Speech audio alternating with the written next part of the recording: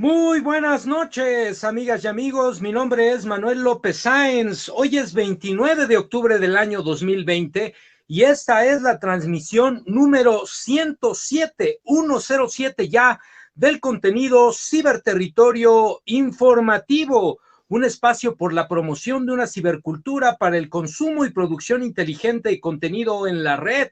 En este caso, contenido de carácter informativo puesto a tu disposición para realizar un ejercicio de tesis, antítesis y síntesis sobre los temas más relevantes del acontecer nacional. En este espacio reconocemos tres grandes bloques informativos. El bloque representado por los medios tradicionales de comunicación, prensa, radio, televisión. El bloque representado por los medios oficiales de comunicación del gobierno federal. Y finalmente el bloque representado por los contenidos de carácter alternativo a los cuales este espacio pretende sumarse como una propuesta más precisamente de contenido distinto, de contenido para promover un pensamiento crítico, analítico, reflexivo sobre los acontecimientos más relevantes de nuestro querido país, México. El día de hoy, pues tenemos como siempre información relevante y por demás importante para ustedes, etiquetada con el hashtag 3 de 3 en nuestra primera sección informativa, como de costumbre ya desde la emisión número 100. Por supuesto, en la sección intermedia, hashtag coronavirus COVID en el mundo y en México, donde damos un panorama general sobre el acontecer, los números, las cifras, los datos reales de la pandemia en México y el mundo. Y finalmente nuestra sección denominada hashtag incógnito, donde invitamos a un personaje relevante de nuestra sociedad mexicana, un hombre, una mujer que viene a platicar con nosotros sobre su perspectiva, sobre su visión de los acontecimientos en el México actual, el México del siglo XXI, en el marco del proceso denominado la cuarta transformación de la vida pública de nuestro país. Y bueno, en la sección inicial, hashtag 3 de 3, tenemos como siempre tres notas informativas relevantes de la mayor importancia en relación a lo que acontece en nuestro país, la mirada desde el exterior, pero también la mirada desde el interior de nuestro país. La primera nota que tenemos titulada en esta sección es Neoliberales marca Nexium, y es que recientemente se dio a conocer la sentencia a cadena perpetua del líder de esta secta llamada Nexium, este líder Kit Raniere, quien fue condenado a cadena perpetua en los Estados Unidos precisamente por las prácticas verdaderamente aberrantes, perversas, lesivas de este personaje y sus súbditos al interior de esta secta, que convocó a sectores de las clases medias y de las clases encumbradas en México y en el mundo, y que se ha develado las actitudes, las formas de pensar, de actuar, de relacionarse de estos integrantes de la secta verdaderamente lamentables, situaciones de prostitución, de explotación de personas, de maltrato físico, psicológico, de tráfico de influencias, temas incluso que tienen que ver con la delincuencia organizada, todas unas fichitas estos personajes, y lamentablemente también en nuestro país dimos cuenta de que la clase política, las familias de los poderes político-económico en nuestro país, encumbrados durante décadas por las administraciones neoliberales, también estuvieron presentes en esta secta, y vaya que dieron de qué hablar, y seguramente seguiremos escuchando información en las próximas semanas, en los próximos meses, porque están involucrados hijos de expresidentes, hijas de dueños de medios de comunicación, de grupos políticos, etcétera, etcétera, etcétera. Vamos a comentar la información con ustedes, por supuesto. El siguiente contenido que tenemos titulado por acá en esta sección hashtag 3 de 3 se denomina México hacia adelante versus oposición cangrejera. Y es que se han dado a conocer en las semanas previas, en los días recientes, proyectos del actual gobierno federal para rehabilitar, para reactivar la economía después del embate terrible que sufrimos en México y el mundo por la situación de la pandemia, y estos proyectos que tienen que ver con la asociación del gobierno federal con los empresarios mexicanos, aquellos que sí quieren trabajar con el país, pero también se ha dado a conocer, y particularmente el día de hoy, la agenda bilateral entre México y la India, la unión de estas dos grandes economías a nivel mundial para establecer proyectos, establecer políticas, incentivar propuestas que a la postre generen la reactivación de la economía en ambos países en el contexto post pandemia. Así que vamos a dar a conocer la información, porque mientras el gobierno mexicano sigue trabajando dentro y fuera de nuestras fronteras, la oposición política disfrazada, la oposición económica, las élites disfrazadas de oposición política siguen dando de qué hablar, siguen dando espectáculos verdaderamente lamentables y siguen comportándose como auténticos cangrejos. No proponen nada, no aportan nada, y en cambio se la pasan saboteando, insultando, denigrando los esfuerzos del actual gobierno, que a la postre también son esfuerzos que se traducen en beneficios para la población de nuestro país, y son esfuerzos que también están siendo respaldados por una amplia mayoría de la población de nuestro país. Así que vamos a comentar la información y a ver de qué va este acuerdo México-India para la reactivación de la economía en México y en aquel hermano país de la India. Pues bueno, vamos a comentar la información y por supuesto el contenido denominado Infraestructura 4T, en donde nuevamente se da a conocer información sobre el avance que están teniendo las grandes obras de infraestructura en nuestro país, que se han puesto como punta de lanza para la reactivación económica en México, y que se ha hecho una apuesta grande involucrando ingenieros mexicanos, involucrando ingenieros civiles, ingenieros militares, involucrando a trabajadoras, trabajadores de la construcción en nuestro país, para generar desde ya en el proceso de construcción empleos, pero eventualmente a su término dentro de este sexenio, porque el presidente Andrés Manuel López Obrador ha dicho que obra que se inicia, obra que se termina dentro del sexenio. No se va a iniciar ninguna obra que no se pueda terminar durante estos 6 años de gobierno.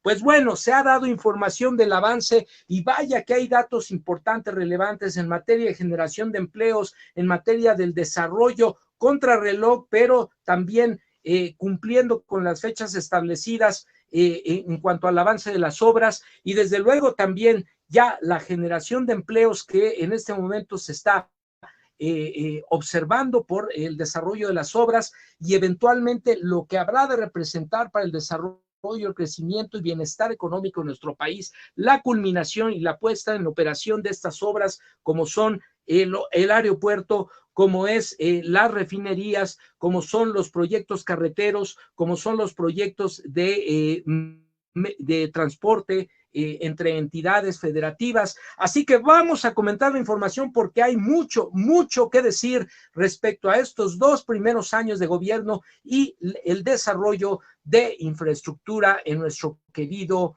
México. Finalmente, pues vamos a hacer la revisión de las notas, vamos a comentar las cifras del coronavirus en México y el mundo, y posteriormente vamos con nuestra invitada. Tenemos una invitada sorpresa muy especial. Quédense para que vean de quién se trata y escuchen qué es lo que nos quiere decir sobre la situación actual de nuestro país, la situación de la educación, cómo la educación es un elemento importante para precisamente consolidar el proyecto del actual gobierno federal en materia de mejoramiento de nuestras condiciones de vida. Quédense, va a ser una charla muy interesante. Les invitamos a que nos acompañen y nos hagan sus preguntas también.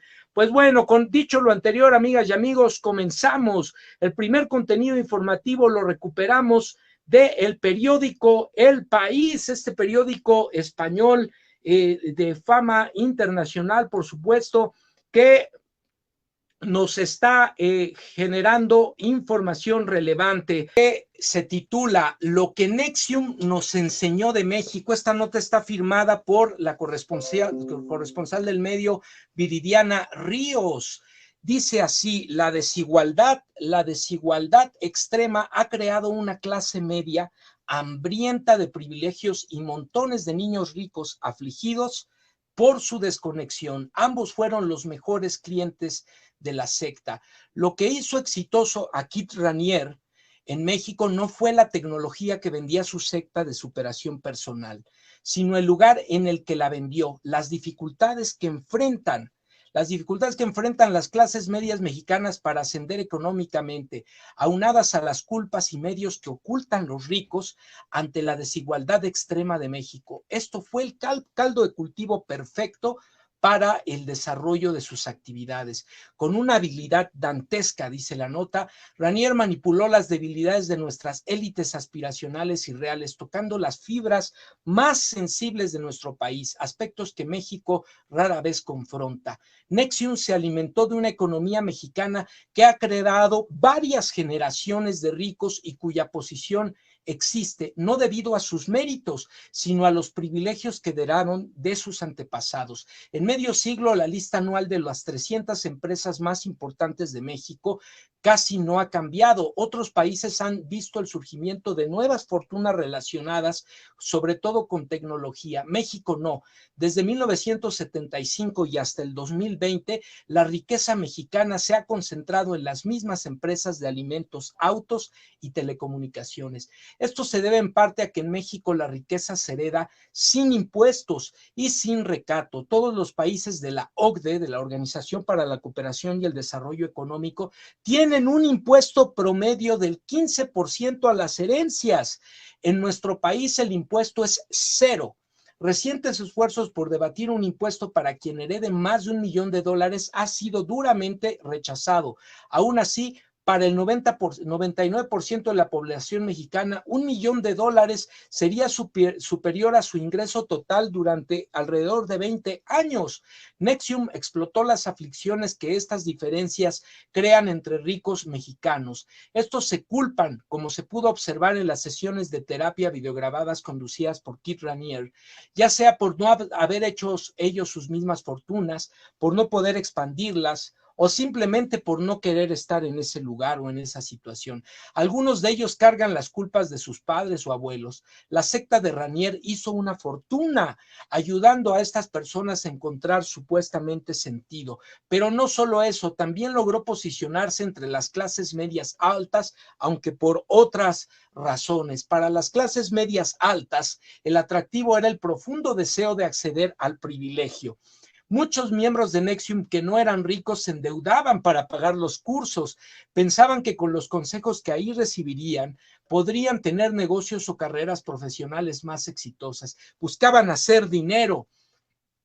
No dudo, dice la periodista, que pertenecer a Nexium aumentara el riesgo de algunos, el ingreso de algunos, perdón, y el riesgo también, pero no por la tecnología de Raniere, sino otra vez por la naturaleza de la economía en un país como el nuestro. Uno de los principales problemas que enfrentan las empresas pequeñas y medianas del país es que no tienen conexiones para acceder a contratos grandes que les permitan crecer. Nexium resolvía ese dilema al crear conexiones de confianza entre sus miembros. Varios miembros de Nexium sí lograron hacer más dinero en agradecimiento a lo aprendido, se comprometían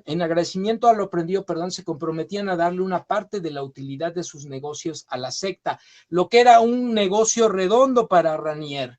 Nexium también encontró tierra fértil en México por el machismo y la misoginia enraizados en la cultura y que se niega a morir. Muchas de las pláticas de Raniere que daba a sus seguidores tenían contenidos profundamente misóginos, disfrazados de realismo social.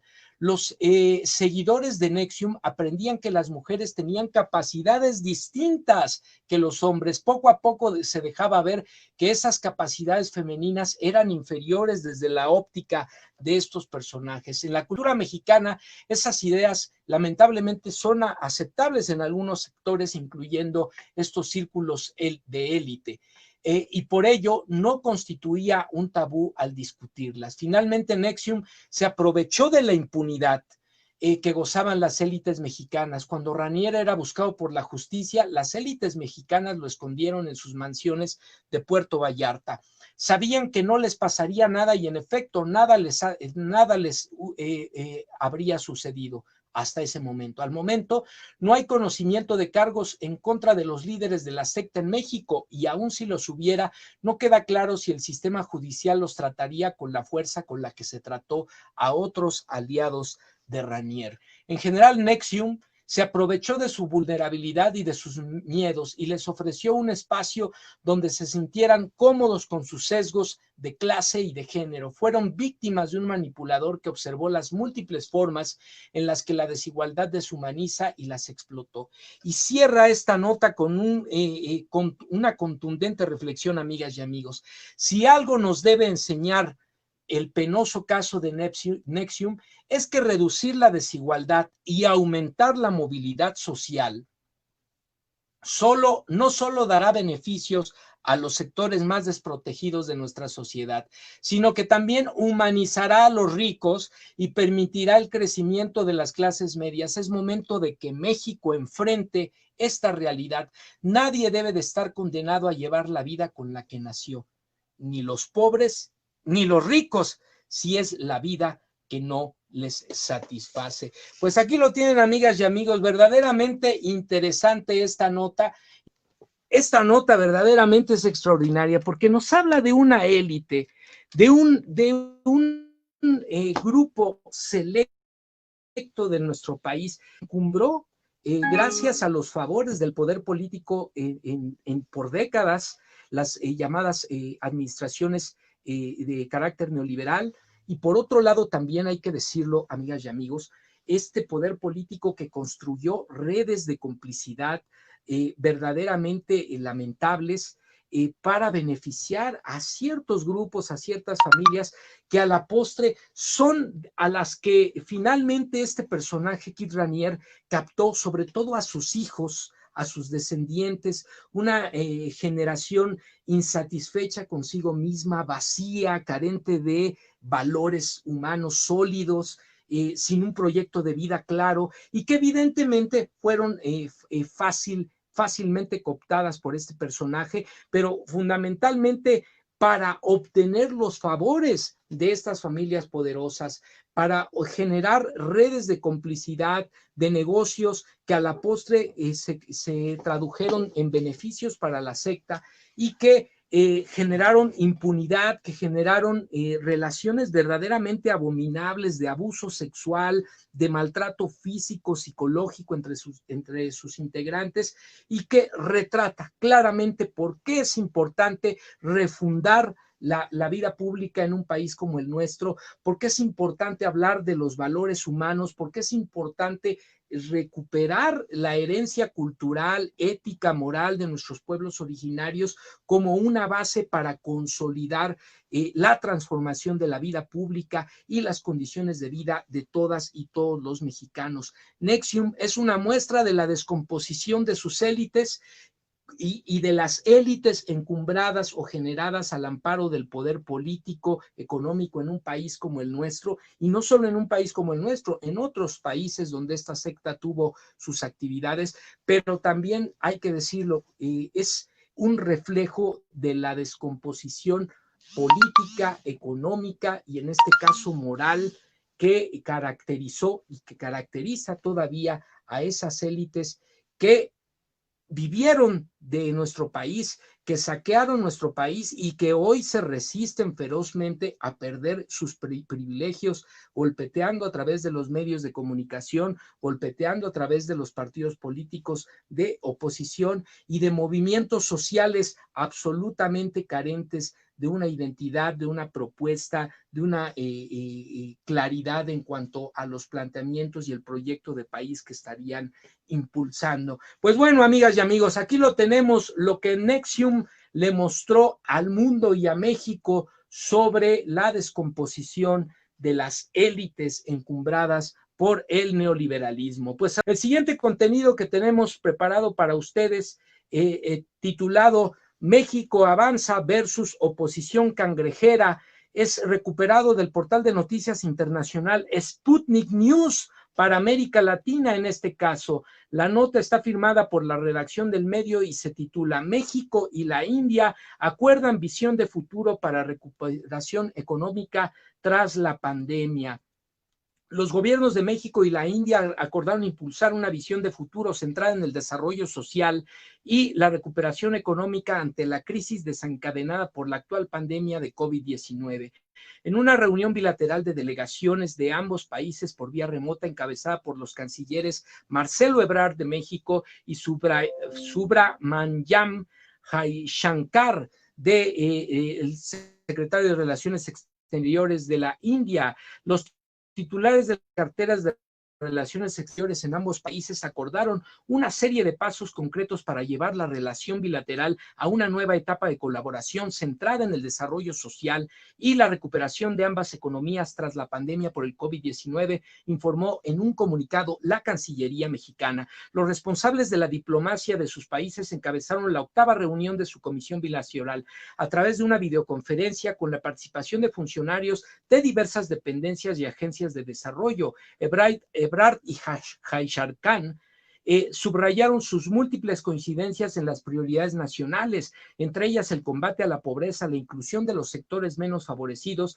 y las acciones contra la corrupción. Los cancilleres destacaron las crecientes complementariedades existentes entre sus países, por ejemplo, en la promoción de la innovación y las oportunidades para ampliar el comercio y la inversión. Los ministros convinieron impulsar la ampliación también de la agenda económica bilateral de manera sistemática a partir de prioridades sectoriales identificadas por los equipos de ambos países. Ebrard y Jaishankar intercambiaron impresiones sobre el contexto mundial. Los dos países son actores importantes en el contexto multilateral, por lo que los equipos trabajarán para ampliar las áreas de acuerdo a impulsar iniciativas que prioricen la inclusión y el desarrollo humano, dice el informe de la reunión. México destacó la oportunidad que ofrecerá para estos fines la presidencia que ejercerá la India en el G20, el grupo de los 20 países industrializados y emergentes durante el 2022.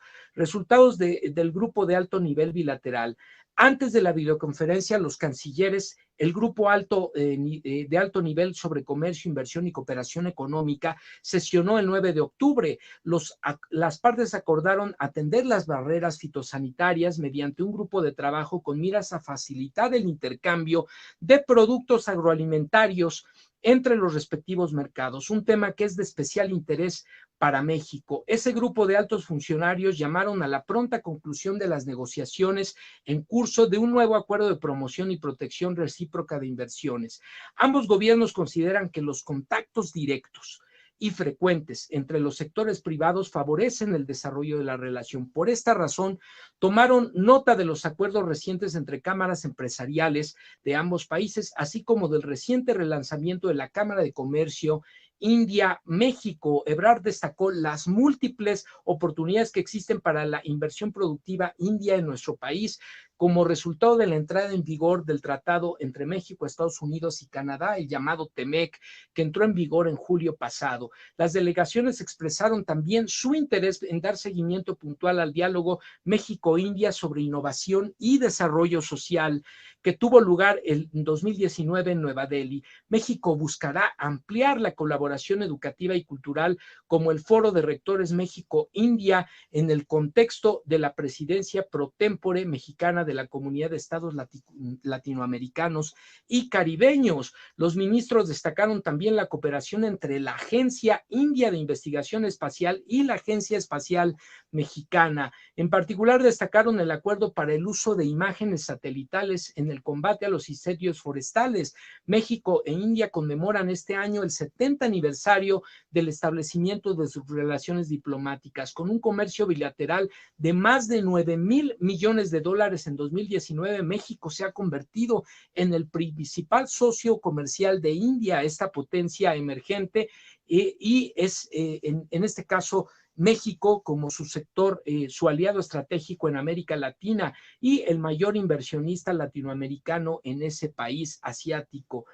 De esta manera, amigas y amigos, la agenda bilateral entre México y la India apunta a acciones concretas de cooperación y de incentivación de proyectos en ambos países para la reactivación de las economías de estas dos grandes naciones. Mientras tanto, la oposición carroñera sigue diciendo que a México no le interesa la innovación, no le interesa la ciencia, no le interesa la tecnología, no le interesa el desarrollo económico, pero acá están los resultados, acá están los números, acá están las apuestas, acá están las agendas bilaterales, las agendas de cooperación internacionales, además de los acuerdos con el sector empresarial de nuestro país para proyectos de infraestructura, para proyectos carreteros, para proyectos de innovación que poco a poco incentiven la reapertura, la rehabilitación de la economía en nuestro país. Mientras México está avanzando y buscando crecer,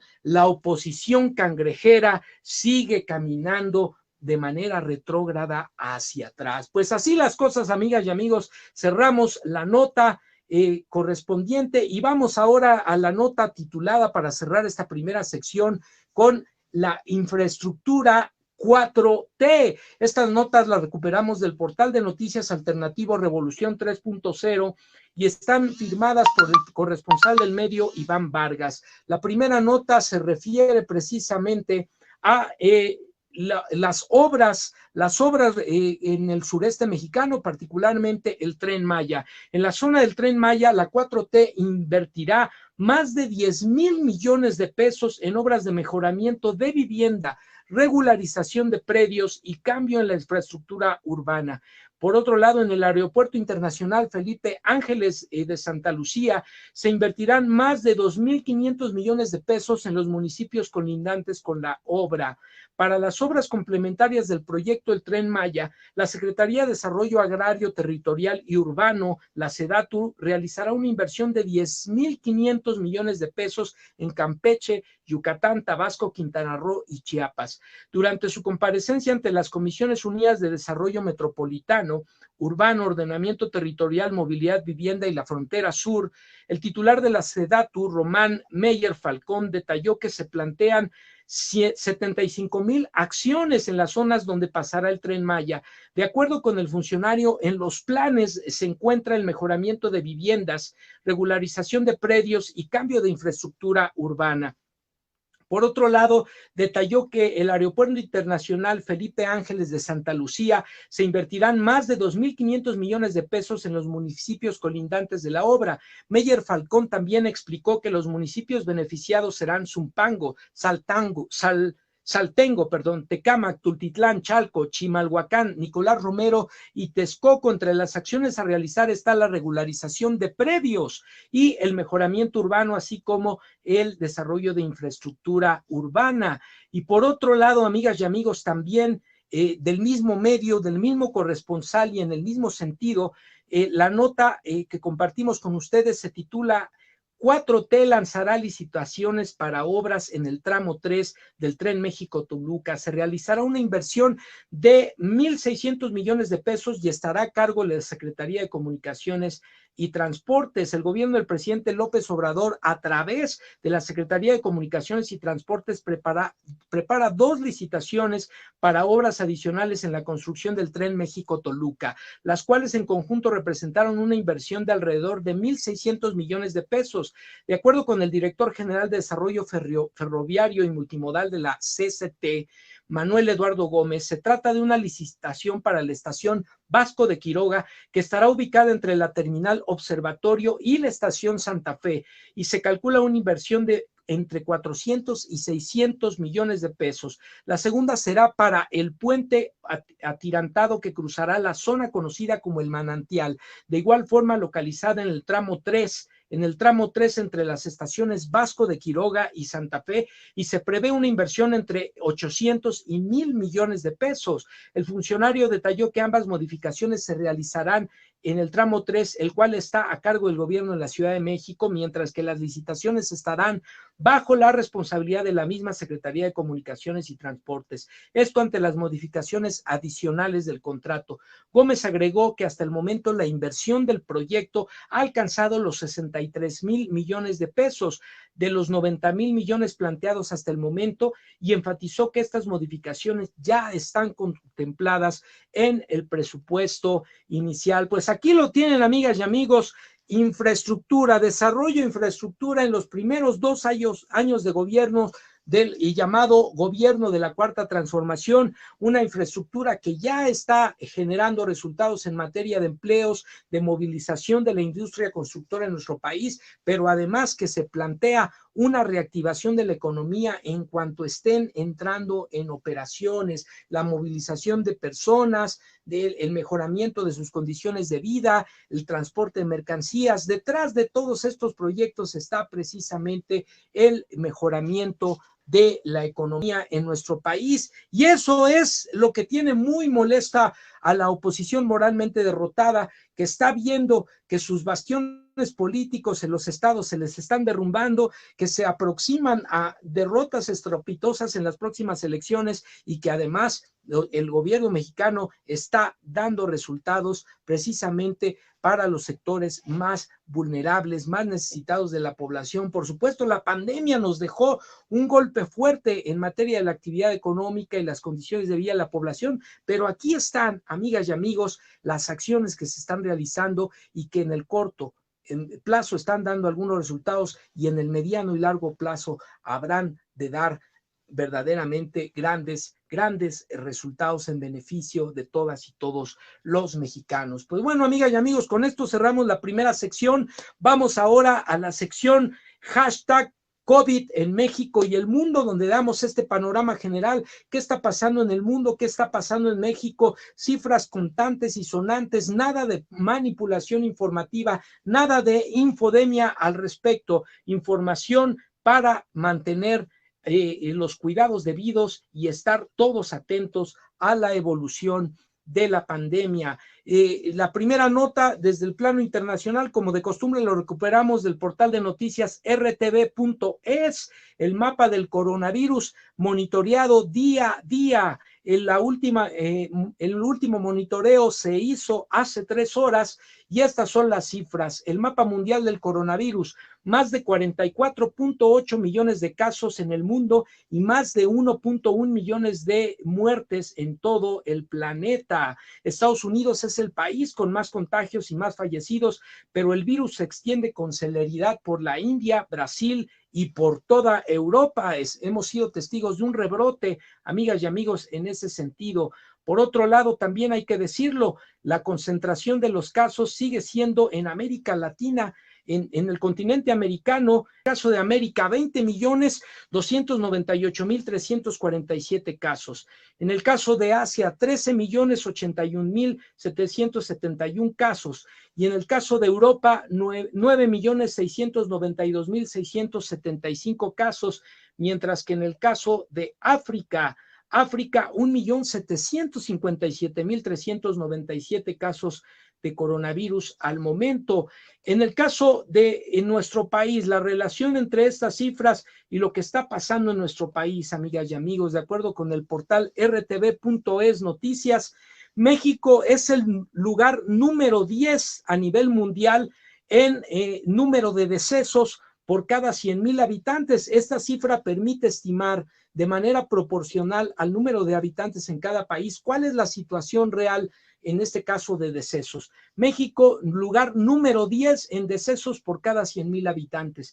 Pero por otro lado es el lugar número 75 a nivel mundial en casos confirmados por cada 100,000 habitantes. Es decir, hay una gran distancia entre el número de contagios registrados desde que inició la pandemia hasta este momento en relación a otros países del mundo. Lugar número 75. Y un dato muy importante que nadie nos está dando: México es el 8º lugar a nivel mundial con mayor número de pacientes recuperados, 765,128 pacientes recuperados gracias a los profesionales de la salud en nuestro país. De manera que esta nota nos da cuenta verdaderamente y de manera proporcionada de qué es lo que está pasando en nuestro país. Pero bueno, vamos ahora al contexto ya directamente nacional, considerando las cifras que nos arroja precisamente el tablero COVID del CONACYT, esfuerzo extraordinario de científicos, de especialistas mexicanos del CONACYT, de la propia Universidad Nacional Autónoma de México, que nos arrojan cifras contantes y sonantes sobre lo que está pasando en nuestro país en materia de contagios, en materia de la expansión de la enfermedad. Al momento se han realizado 2.001.185 pruebas en nuestro país. Las defunciones han llegado a poco más de 90,000, lo cual representa el 0.07% del total de la población en nuestro país, que asciende alrededor de 127 millones.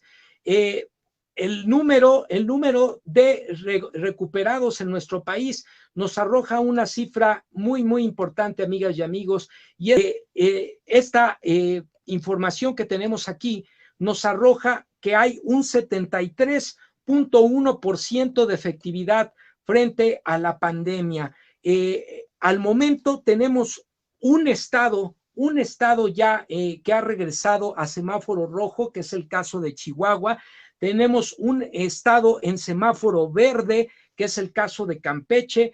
Tenemos la mayoría de los estados de la República en semáforo naranja y algunos de los estados, como el caso de Sonora, como el caso de Sinaloa, como el caso de Tamaulipas, Veracruz, Tabasco, Chiapas, Oaxaca, entre otros, en semáforo amarillo. Pero esta cifra que dábamos, por ejemplo, de los casos de defunciones, decíamos 90,773 defunciones, lo cual significa el 0.07% de la población.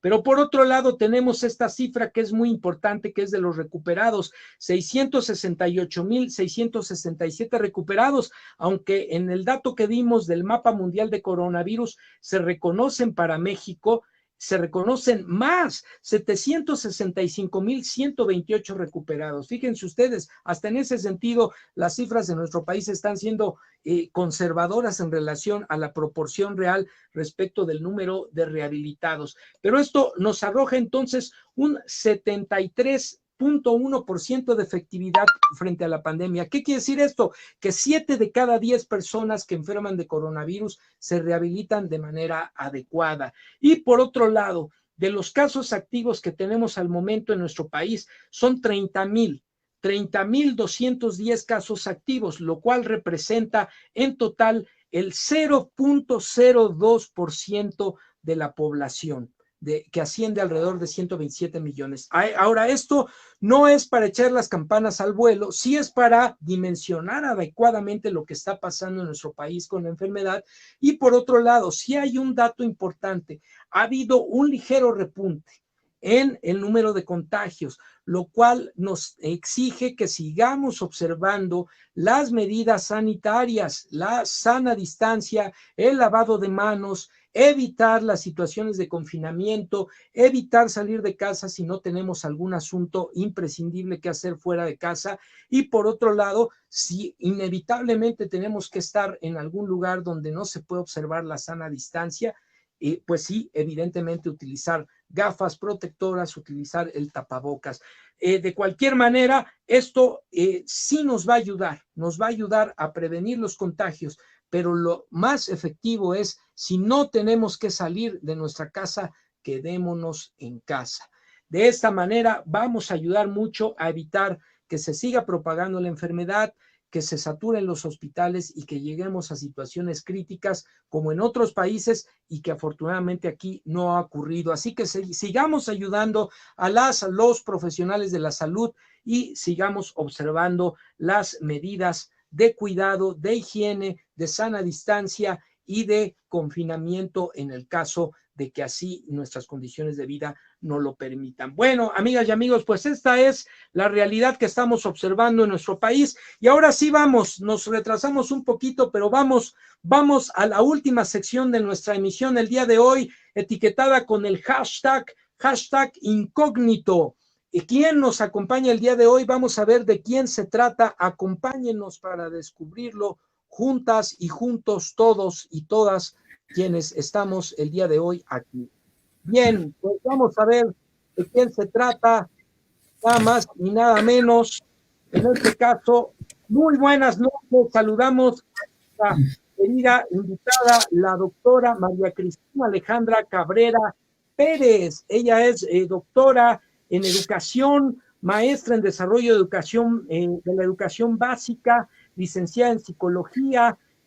Se ha dedicado fundamentalmente a la docencia en educación superior en las áreas de psicología y educación en niveles de licenciatura y maestría, formación y capacitación educativa, orientación educativa, desarrollo humano.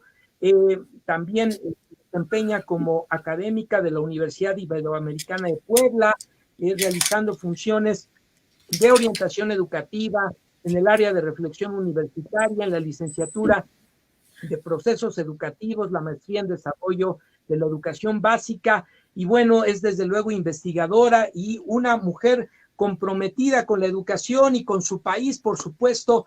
Además, tuve el gusto, amigas y amigos, de que fuera mi maestra, nada más y nada menos que por ahí del año 2010 en la maestría en Ciencias de la Educación del Instituto de Estudios Universitarios. Maestra, doctora Cristina Cabrera Pérez, muy buenas noches, bienvenida, ¿cómo está usted? Gracias por acompañarnos. Muy buenas noches, también gracias por la invitación.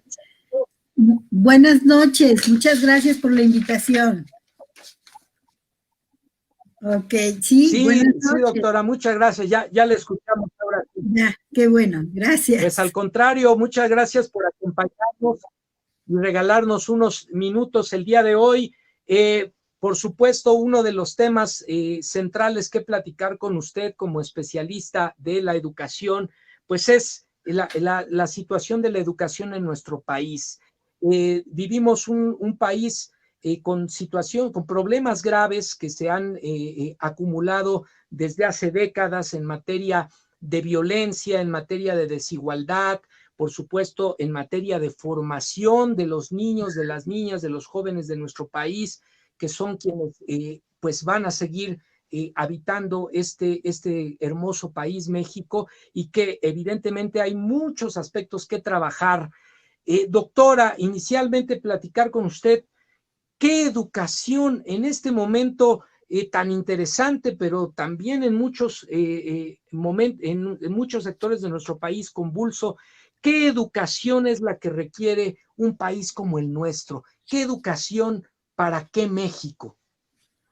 Bueno, evidentemente la educación como tal, evidentemente la educación como tal es un sistema complejo, ¿no? Está lleno siempre de complejidades y necesita verse desde una mirada muy amplia en la que todos los factores que intervienen tienen que tomar un papel preponderante. No hay ninguno que se pueda obviar, que pueda tener un nivel de involucramiento en este proceso, pero sí, evidentemente que nuestro país ya tiene una historia de rezago, como lo mencionaba, incluso de desigualdad, de inequidad permanente que uno puede ir reconociendo a través precisamente de toda esta experiencia con los docentes que trabajan en la montaña, con los docentes que trabajan en las zonas rurales, en cualquier parte del país, siempre se palpa el esfuerzo de los docentes, las dificultades que enfrentaban ya de por sí. Pasamos ahora a una situación de emergencia, ¿verdad?, que nos coloca en una situación específica, muy retante, digamos, muy retadora, y precisamente por eso hay que plantearse México qué tipo de educación necesita, qué es lo que se necesita considerar para formar a nuestros niños, a nuestros jóvenes, para que cumplan un papel en la sociedad, finalmente, que les permita a ellos tener todos aquellos recursos para poder desarrollarse y al mismo tiempo poder aportar lo que se requiere.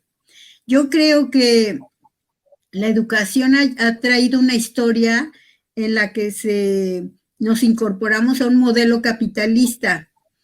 Al incorporarnos a un modelo capitalista, hemos ido perdiendo esa sensibilidad hacia lo social.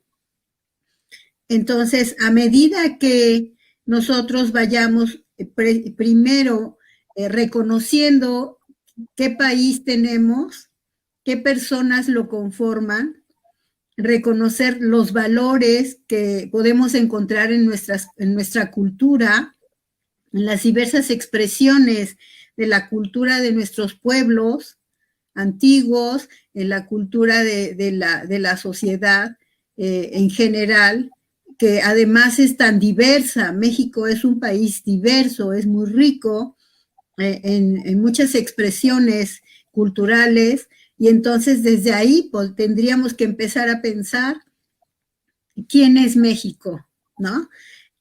¿Qué es México? ¿Quién es su población? ¿Qué problemáticas se enfrenta y qué necesidades tenemos para resolver nuestras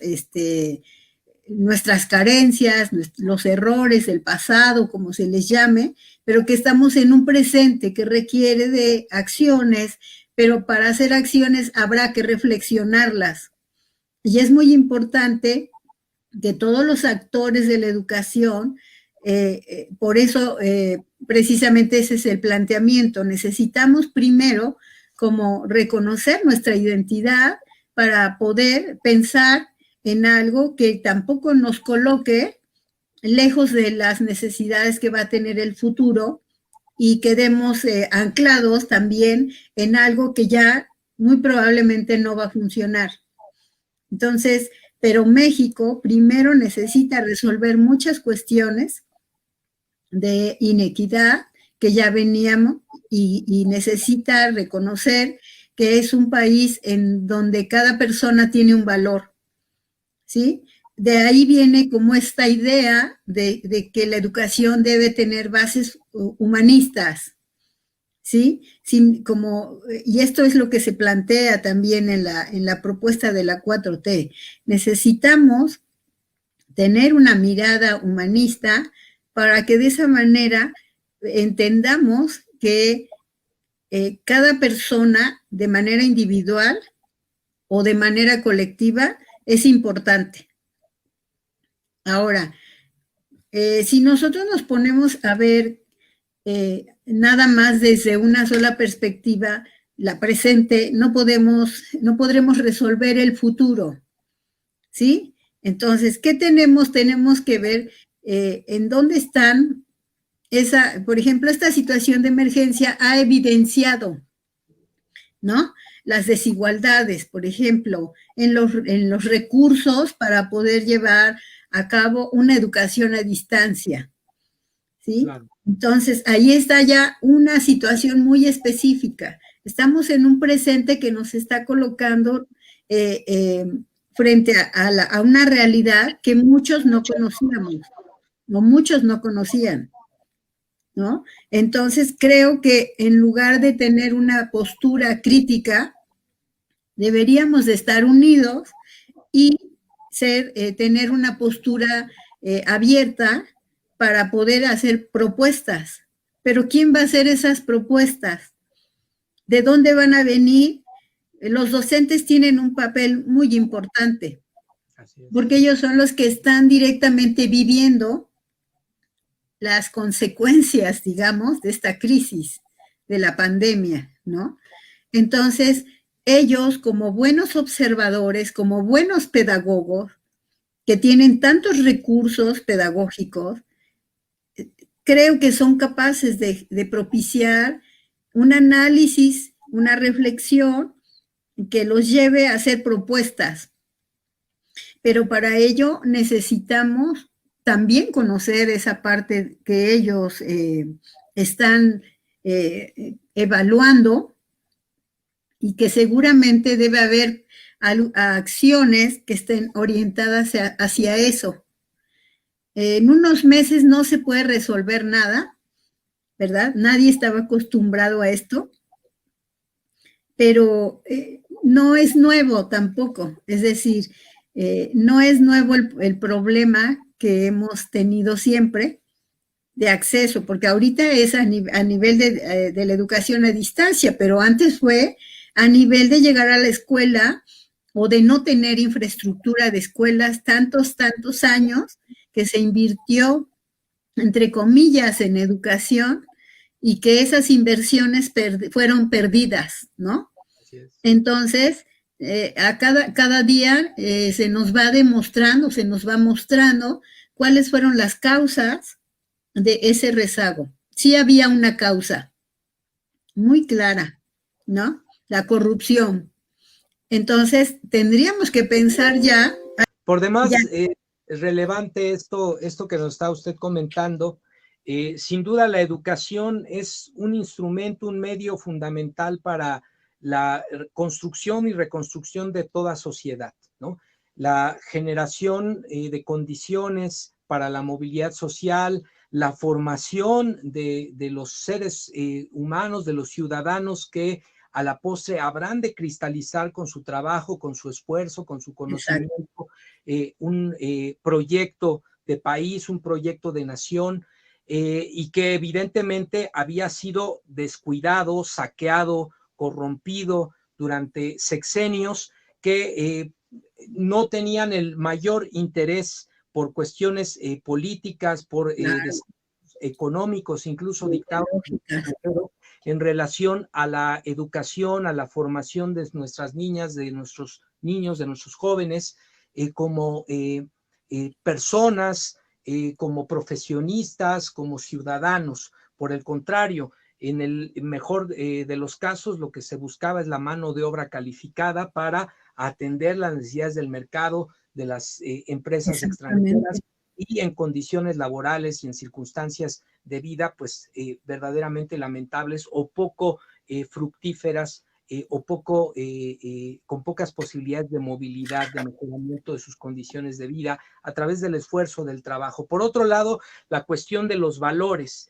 Qué importante la formación en valores, la formación en la historia, en la cuestión cívica, como el fortalecer el arraigo a nuestra cultura, este sentido de pertenencia. Veíamos en las notas en la primera parte de la emisión esta formación o deformación ideológica de las élites mexicanas y también en otros países por parte de sectas como el caso de NXIVM, que evidentemente no tenían ningún interés por la dignidad, el desarrollo humano, al contrario, sobajar y aprovechar las relaciones de poder de ciertos grupos para seguir acumulando poder económico, poder político, y esto en detrimento de la dignidad y la vida de las personas. Y por otro lado también en el contexto convulso de la política en nuestro país, sobre todo por parte de la oposición, vemos un México muy dividido. Por fortuna, quienes apuestan a esta división son un sector minoritario, pero vaya que hace falta formar a los niños, a los jóvenes en una idea de comunidad, en una idea de proyecto compartido de país, porque a la postre, si le va bien a nuestro país, si hay condiciones de vida adecuadas en nuestro país, nos va a ir bien a todos. Entonces, qué importante esto que usted comenta sobre la cuestión educativa y bueno, no la interrumpo, continúe usted, doctora, por favor, con sus reflexiones. Sí, porque sabemos todos, nadie puede negar que la educación tiene un papel de mayor importancia para el desarrollo de un país. Y no es un discurso, simplemente es una realidad. Entonces, a medida que nosotros unidos nos subamos a un proyecto que sabemos que va a ser en favor de la mayoría o de todos, pero obviamente tenemos que reconocer que no, digamos, va a ser para todos, pero al mismo tiempo respetando las diferencias individuales. Y no me refiero a la perspectiva social o socioeconómica, me refiero precisamente a la perspectiva igualitaria, en el sentido de que sabemos que la mayor oportunidad a una buena educación, se le ha llamado educación de excelencia, etcétera. No me gusta mucho utilizar esos términos que nos han venido a imponer de alguna manera. Tenemos un lenguaje bastante amplio como para hablar de una educación que le permita a cada uno desarrollarse, pero que la brecha entre unos y otros es muy amplia, ¿no? Entonces tendremos que pensar en eso, que sí es posible. Yo creo, tal vez es una idea utópica, pero yo creo que sí es posible que desarrollemos un nivel educativo en nuestros niños, en nuestros jóvenes, pero que esto implica la participación de todos, no solo de las autoridades, no solo de los especialistas, no solo de los investigadores, sino todos juntos, los docentes, decía yo hace rato, ¿verdad?, que también tienen un papel preponderante y que tendrán como que repensar ahora. De hecho, yo creo que ya lo están haciendo, ¿verdad? Porque un problema siempre nos obliga a buscar soluciones. Entonces, repensar la educación en función de los valores de nuestra identidad mexicana, repensar la manera de llevar los procesos educativos, asumiendo cuáles son los modelos que deben, digamos, llevarnos al logro de esto, y no forzosamente tienen que ser modelos extranjeros. Podemos nosotros mismos crear nuestro propio modelo educativo, ¿verdad?, a partir de la capacidad creativa, a partir de pero primero tendremos que ser críticos, tendremos que, en el sentido, no críticos de criticones, sino en el sentido de ser reflexivos, de preguntarnos qué es lo que necesitamos, de qué es lo que no está bien o que puede ser mejor, y entonces aplicarnos en ese sentido. México se merece ya un nivel de educación acorde a los tiempos. Estamos en una línea de futuro también, en una línea que nos tiene que colocar en el futuro.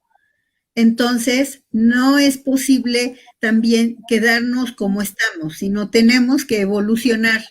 Y esa evolución solo se va a dar si nos damos a la tarea de trabajar en favor de esto, de conocer nuestra realidad, de conocer las necesidades escolares, de rescatar todo esto para poder plantear una alternativa construida por la mayoría, que sea en un esfuerzo que siempre lleve como eje director o directivo el construir una mejor nación para todos, porque el futuro estará ahí siempre, y entonces tenemos que pensar en eso. No, ahorita estamos en la situación de emergencia, pero no nos puede, precisamente eso nos debe obligar a pensar, a repensar todo el tiempo qué es lo que podemos hacer para que esto cambie y se sume a una transformación verdadera de todo el país. Sin duda, creo que esto que plantea usted, doctora, es muy importante. Yo creo, y seguramente usted estará de acuerdo conmigo, que las crisis son oportunidades. Exacto. En el momento en que nos encontramos, por ejemplo, la situación del confinamiento por la pandemia, en donde las familias están forzadamente compartiendo el mismo espacio con mayor carga horaria, por decirlo así, que de costumbre, que los padres de familia pues se han tenido que involucrar más, o por lo menos estar más conscientes de lo que implica el proceso educativo de sus hijos Exactamente. por distancia, quizás sea una buena oportunidad para sembrar la semilla de esta comunión entre la sociedad mexicana, por supuesto, Exacto. con todas sus diferencias, sus particularidades. Hay muchos Méxicos, el México profundo, el México de las clases medias, el México de los sectores más acomodados, aquellos sobre todo que con la cultura del esfuerzo han logrado un patrimonio y han generado propuestas, proyectos, emprendimientos, y también otros sectores que lamentablemente no han jalado parejo con el país, que solo han visto para sí mismos. Lo cierto es que quizá este momento hay una pedagogía, vamos a decirlo así, de la pandemia, que nos pone a pensar cómo podemos jalar parejo todos, cómo podemos trabajar en comunión desde la familia, en la cuestión educativa, en la colaboración en casa, en la colaboración comunitaria, en la colaboración regional, en la colaboración nacional, más allá de filias y fobias, más allá de diferencias políticas, ideológicas y de otro tipo.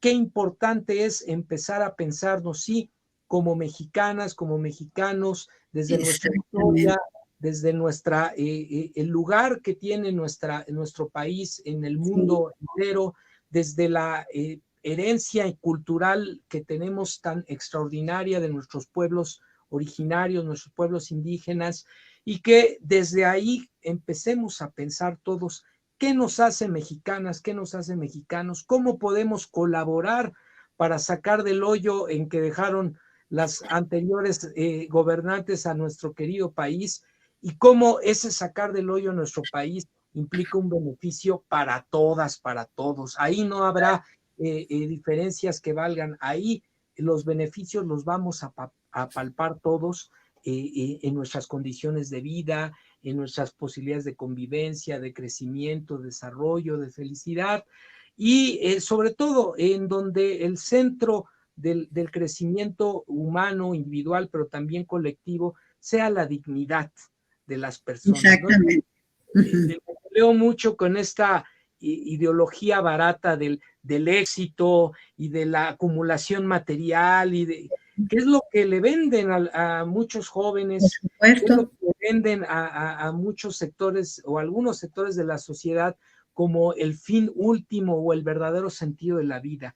El verdadero sentido de la vida es la felicidad, el bienestar con uno mismo, con el otro, el contar con las condiciones materiales necesarias para una vida digna, ni más ni menos, y sobre todo el estar tranquilo y el estar orgulloso de quiénes somos en lo individual y también quiénes somos como pueblo, como nación.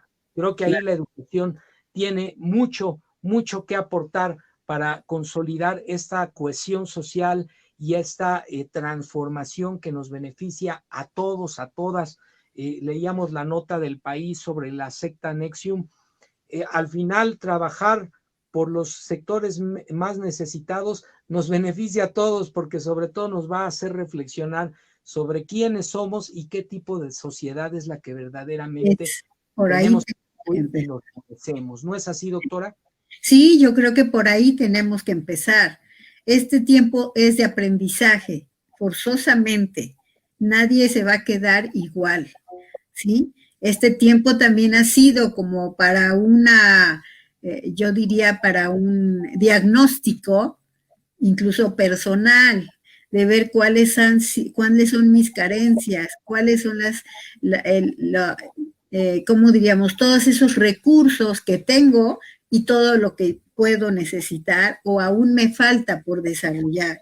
Entonces, estamos también frente a una apuesta de la educación digital, pero los recursos en un país como el nuestro no son suficientes. Y en todos los niveles, ¿no? En todos los niveles educativos hay dificultades para la comunicación, por ejemplo. Ahí no importa el estatus.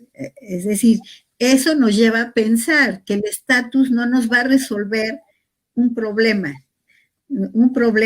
que es de todos, sino que precisamente tenemos que más bien aportar soluciones más que críticas, ¿sí?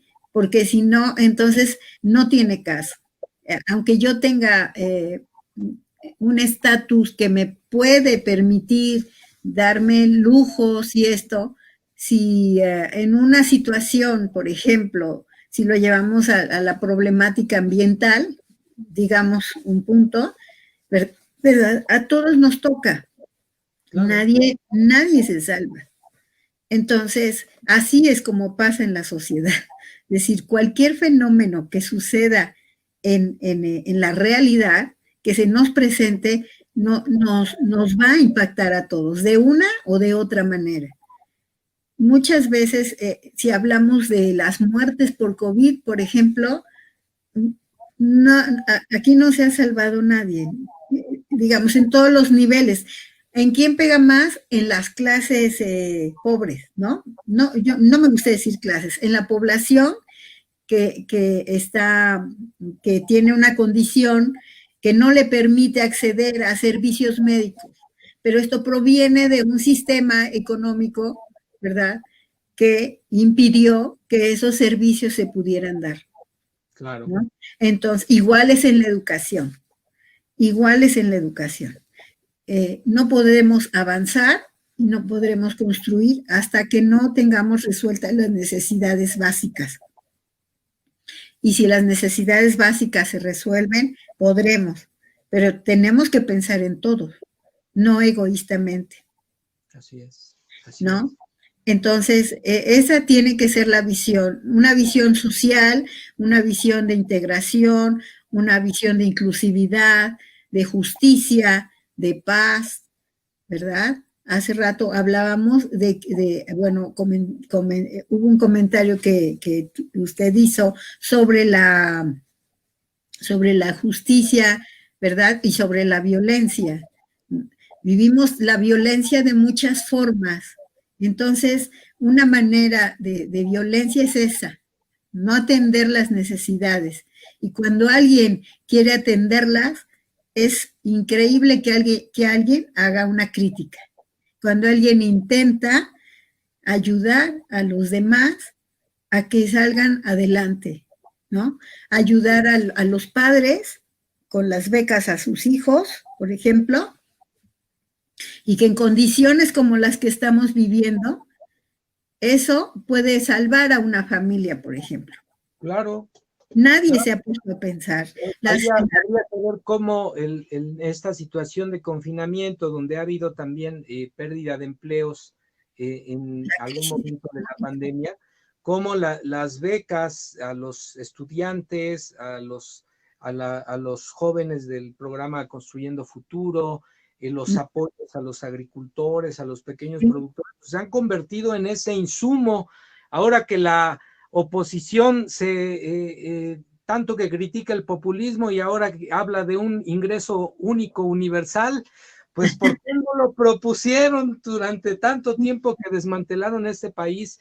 Ahora de manera demagógica, porque saben que esos apoyos sí significan la diferencia para gran parte de la población que vive en condiciones y ha vivido históricamente por falta de oportunidades en condiciones bastante lamentables, ¿no? Esa es la realidad de buena parte del México al cual hoy se le está tratando de pagar la deuda y por supuesto que se le apoya en materia de educación, que los niños, los jóvenes no abandonen la escuela porque de la mano de esto implica la posibilidad de un futuro mejor. No es una garantía, lo sabemos, ¿verdad? Ni siquiera un posgrado a veces es una garantía, pero es una posibilidad precisamente para la llamada movilidad social y con ello la construcción de un mejor país.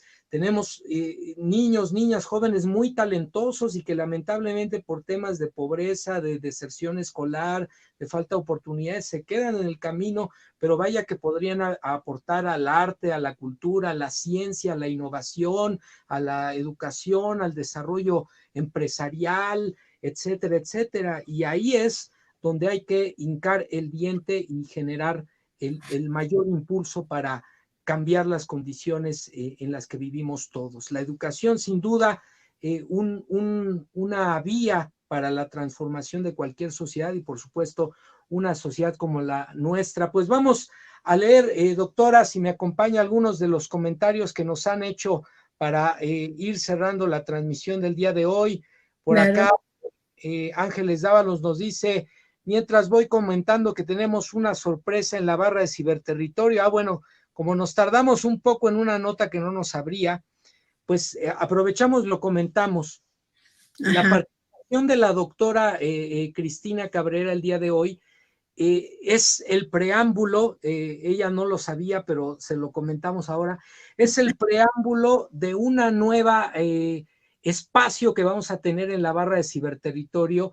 En este caso vamos a abrir a partir de la próxima semana un espacio educativo al que por supuesto le invitamos para que nos acompañe en próximas emisiones, en donde vamos a hablar precisamente de nuevas alternativas o propuestas educativas alternativas para ponerlas al servicio de los maestros, de los padres de familia, por supuesto, del proyecto de la llamada Nueva Escuela Mexicana, nuevas alternativas educativas o miradas alternativas de la educación. A partir de la próxima semana vamos a empezar este nuevo proyecto, así que les invitamos a la doctora a que nos acompañe. Ya les avisaremos qué día, en qué horario, pero desde la próxima semana ya tendremos este nuevo espacio en Ciberterritorio Informativo. Nos comentaban por acá también, toda una mafia abusaban de la gente en el caso de la secta NXIVM, en todos los sentidos. Espero que aquí en México paguen los cómplices. La hija del dueño del periódico Reforma, una de las implicadas de la secta, y el hijo del cáncer mayor, Carlos Salinas de Gortari, también parte de la secta de NXIVM en México. Patricia Sáenz nos decía, juniors de los expresidentes y las clases pudientes del país, así como sus parientes, nos muestran el estado de descomposición de las personas con valores completamente enfocados en el poder o valores no valores, la misoginia y el sometimiento a mentes perversas. Vaya, tenemos un presidente de lujo que emprende agendas de cooperación con otros países para el crecimiento bilateral de ambos, aunque le duela a la oposición moralmente derrotada. Por acá nos comentan, los megaproyectos son ventanas de desarrollo para nuestro país en beneficio de todos los mexicanos. Otro gran acierto de la Cuarta Transformación. Por acá, exacto, es recoger de nuevo nuestro sentido de pertenencia en relación al tema de la educación que estamos comentando, sentirnos parte de algo grande e importante para hacer algo trascendental, porque claro que es grande nuestra cultura y nuestro país. Coincido, los médicos han sacado la casta en el tema del coronavirus, en temas de salud, pero los maestros hemos convertido la casa en la escuela y no hemos dejado de acompañar. Si es posible, el impulso y el apoyo, pues este gobierno está dando en educación a los jóvenes y niños con un enfoque humanista. Es tiempo de no perder nuestra identidad nacional. Y a propósito, y para cerrar la emisión del día de hoy, querría preguntarle su opinión, doctora Cabrera.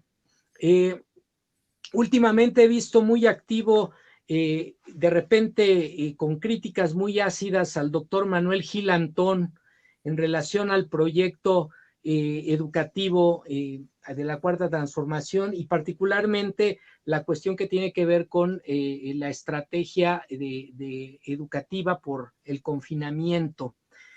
Acabo de dar una charla en esta semana que transcurrió.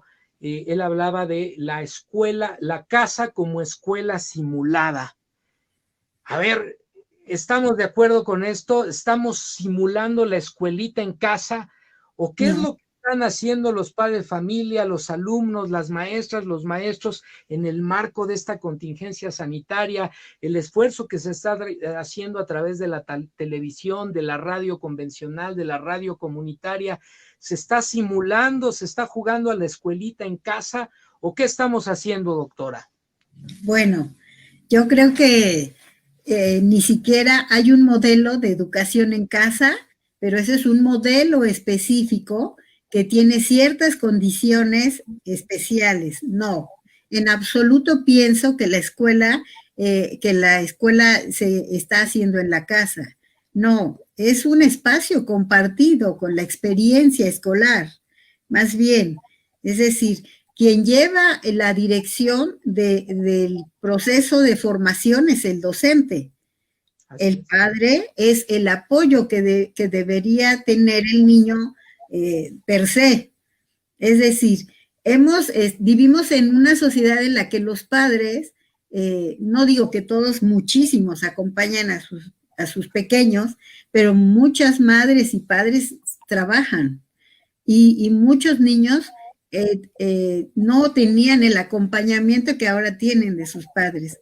Y por algo suceden las cosas, tal vez, porque esto a ellos les ha permitido conocer todo lo que implica sentarse toda una mañana, bueno, no sentarse, pero estar con 50 niños en un aula, 30, 40, ¿verdad? Trabajando, atendiendo a cada uno y tener que asegurar que estos niños están recibiendo la formación que se establece. Entonces, ahora ellos están desarrollando otras habilidades como padres, pero no son los maestros.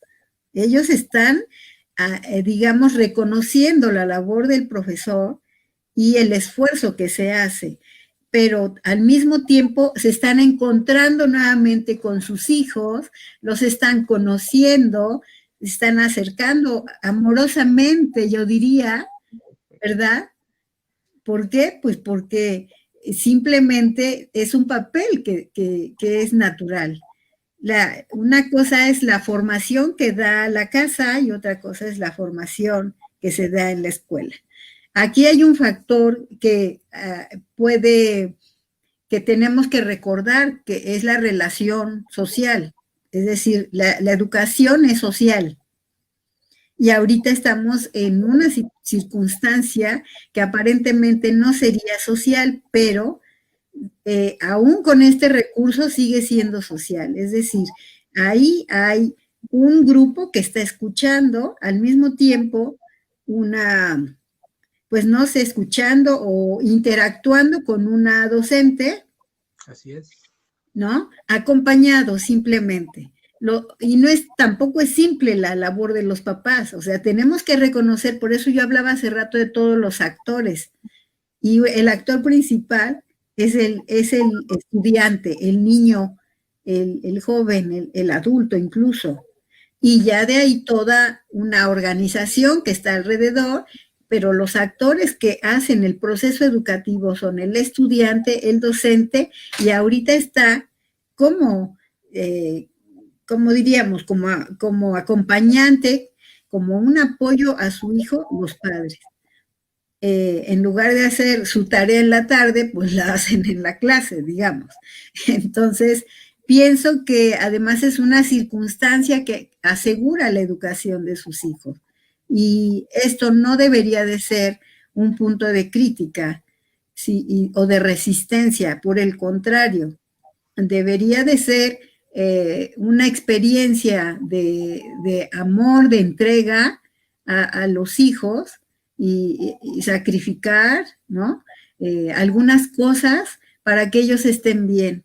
Entonces, no estoy de acuerdo definitivamente con que sea la escuelita, la casa, para nada. No es un juego, porque si lo llamamos así, estamos minimizando el valor educativo. Entonces, eso no puede ser. Y el esfuerzo de los propios niños, los jóvenes, las maestras, los maestros y los padres de familia que también están haciendo su labor, ¿no? Exacto. Entonces, bueno, pues ahí está las palabras, el mensaje, las ideas interesantes que nos deja la doctora Cristina Cabrera Pérez. Muchas gracias por acompañarnos. A ustedes también, amigos, muchas gracias por acompañarnos en una emisión más de Ciberterritorio Informativo, emisión número 107 ya. Este contenido por la promoción de una cibercultura para el consumo y producción inteligente de contenido en la red. En este caso, contenido de carácter informativo puesto a su disposición para realizar un ejercicio de tesis antítesis y síntesis sobre los temas más relevantes de la realidad nacional. Les invitamos a suscribirse a nuestro canal en YouTube, denle like a los videos, compartan, activen el botón de las alertas para que les lleguen las notificaciones en YouTube, en Facebook. Y bueno, pues muchas gracias a todas y todos por acompañarnos. Muchas gracias, doctora Cristina Cabral. Gracias a ustedes. Un placer, y esperemos que no sea es la primera, pero que no sea la última vez que nos acompañe. Yo también. Muchas gracias. Buenas noches. Buenas noches. Que descansen y hasta la próxima. Hasta la próxima. Bye.